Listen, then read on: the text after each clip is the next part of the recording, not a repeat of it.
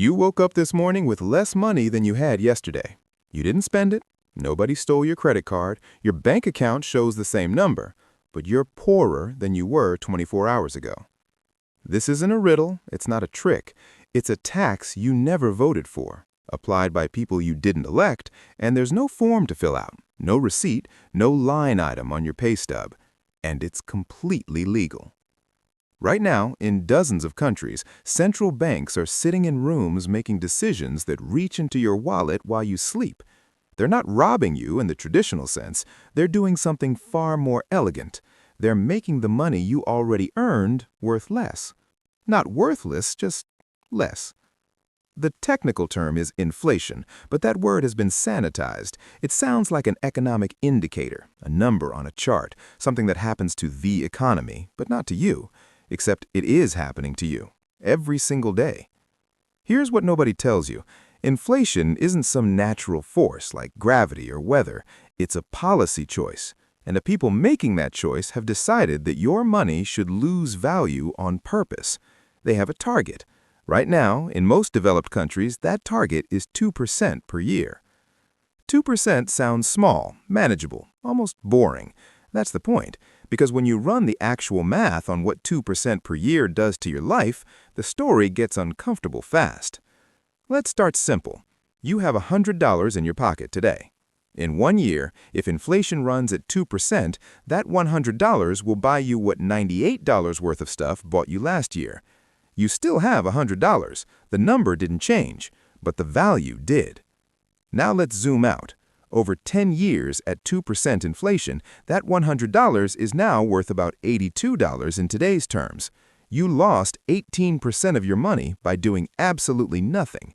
Over 20 years, it's worth $67. Over 30 years, which is roughly the span of a career, your $100 is worth about $55. You worked for that money, you saved it, and it slowly evaporated. But here's where it gets strange. That 2% target, central banks fight to maintain it. If inflation drops below 2%, they panic. They lower interest rates. They pump money into the system. They do everything they can to make sure your money keeps losing value at a steady, predictable rate. Why?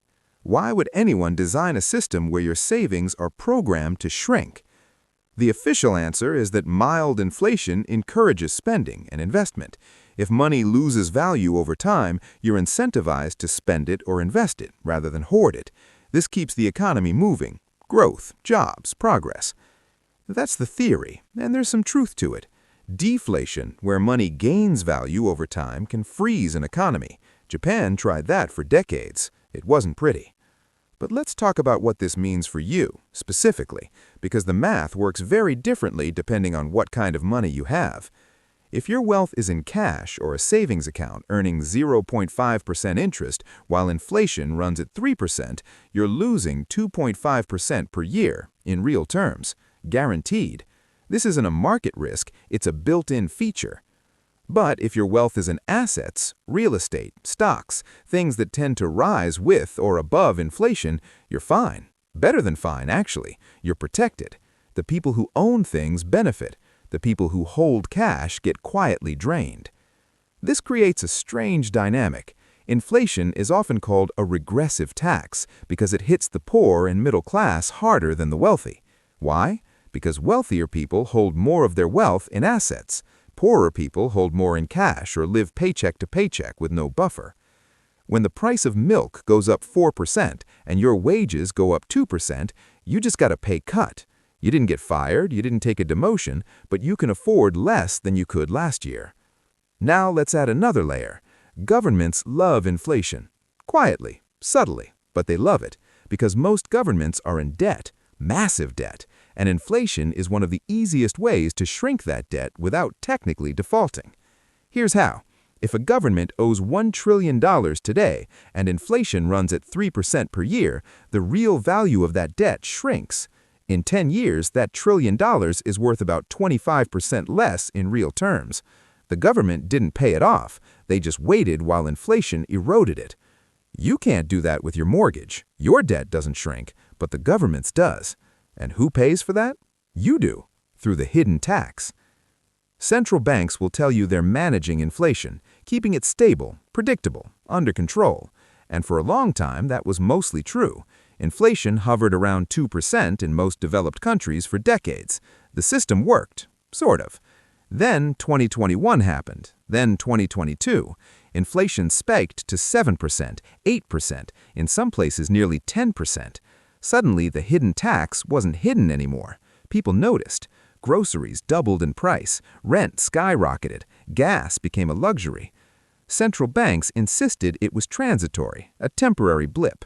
Supply chain issues, COVID, the war in Ukraine, all true, but also trillions of dollars had been printed in the previous 2 years. Money supply exploded, and when you create money out of thin air, it doesn't stay valuable for long.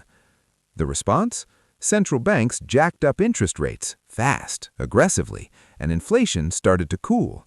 But here's the irony. Higher interest rates make borrowing expensive. Mortgages, car loans, business loans. The economy slows, people lose jobs, recession looms. So the cure for inflation is often just as painful as the disease, maybe more. You're caught either way. Inflation steals your savings. High rates crush your access to credit and opportunity. Zoom out further. This system, this hidden tax, it's not a bug. It's the foundation of modern monetary policy. Every major economy runs on it. The US dollar, the euro, the yen, the pound, all designed to lose value over time. And the wild part? It only works if you don't think about it too much. The moment people lose faith in the currency, the whole thing unravels. Hyperinflation, bank runs, currency collapse. It's happened before. Weimar Germany, Zimbabwe, Venezuela, Lebanon. Those aren't ancient history. Lebanon's currency collapsed in 2020. People's life savings disappeared almost overnight, not because of war, not because of invasion, because the money itself became worthless. That's the edge we're all walking on, a system built on controlled decay, and the control part is harder than it looks. You're not wrong to feel uneasy. You're not paranoid. The system is designed to take a little bit from you every day, slowly enough that you don't riot, steadily enough that it adds up. So what do? That's the question everyone wants answered, and the truth is there's no perfect escape hatch. You can invest, you can buy assets, you can try to stay ahead of inflation, but that requires capital, knowledge, risk tolerance. Not everyone has that. Some people buy gold, some people buy Bitcoin, some just try to earn more, spend less, and hope the gap doesn't widen. But the fundamental problem remains. The money you earn today is worth less tomorrow, by design. And the people in charge, they're not going to change it, because the alternative, letting money hold its value or even appreciate, breaks the entire model of modern debt-based economies.